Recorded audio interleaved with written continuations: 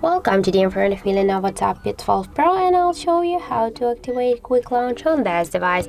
So now by double press the power key button, we can see that we can also lock the device here.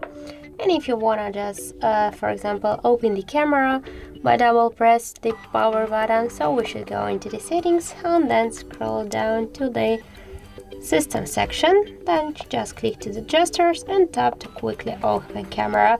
To do that, you should click only once on the switcher, and now to quick open the camera we should double press our power key button.